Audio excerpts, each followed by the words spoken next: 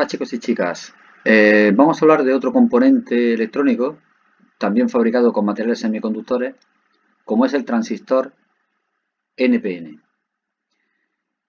Bien, al contrario que los otros componentes que hemos estudiado hasta ahora, este tiene tres patillas que dan acceso a las tres partes del transistor, que son el colector, la base y el emisor. ¿Cómo funciona un transistor? Bueno, pues funciona como un interruptor, aquí lo tenéis representado a la derecha, de tal manera que cuando entra corriente por la base, entonces este interruptor se cerraría, es decir, habría un paso de corriente entre el colector y el emisor.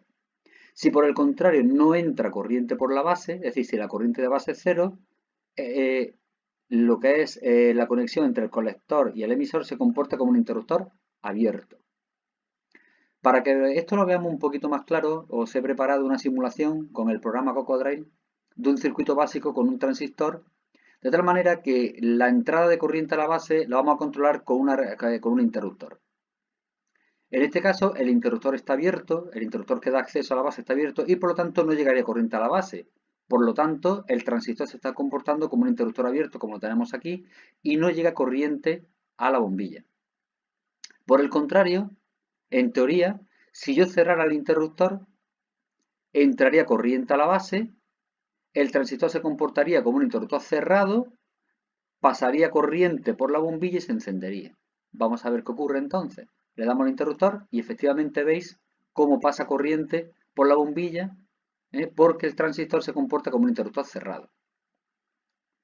Bien, vamos a hacer una cosa, para que veáis cómo podemos combinar los componentes que controlan esta bombilla en este caso. Vamos a cambiar el interruptor que nos permite que entre corriente por la base, lo vamos a cambiar, por ejemplo, por una NTC. ¿Os acordáis que dijimos que era una resistencia variable? En este caso, en función de la temperatura. Bien, en este caso, como es una NTC, si la temperatura es baja, su resistencia es muy alta, con lo cual llega de muy poquita corriente a la base y no es capaz de hacer que el transistor se comporte como un interruptor cerrado. Se comportaría como un interruptor abierto y no llega corriente, por lo tanto, a la bombilla. En teoría, si aumentamos la temperatura, su resistencia bajará, entrará mucha corriente a la base y entonces el transistor se comportará como un interruptor cerrado. Vamos a verlo. Aumentamos la temperatura, baja la resistencia de la NTC, ha llegado corriente a la base y ahora sí que puede llegar corriente a la bombilla, puesto que la conexión entre el colector y el emisor es como un interruptor cerrado. Luego ya puede pasar corriente por la bombilla. Vamos a hacer lo mismo, pero en vez de con una NTC, con un termistor, vamos a hacer lo mismo, pero con una LDR. Es decir, vamos a controlar el funcionamiento de esa bombilla a través de una LDR. La conectamos y hacemos la misma prueba. En un principio, si la luz es baja, la resistencia del LDR es muy alta, con lo cual no llegaría corriente a la base y por lo tanto la bombilla permanecería apagada porque lo que es la conexión entre el colector y el emisor se comportaría como un interruptor abierto.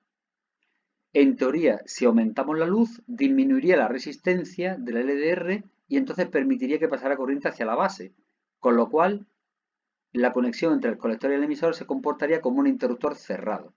Vamos a comprobarlo.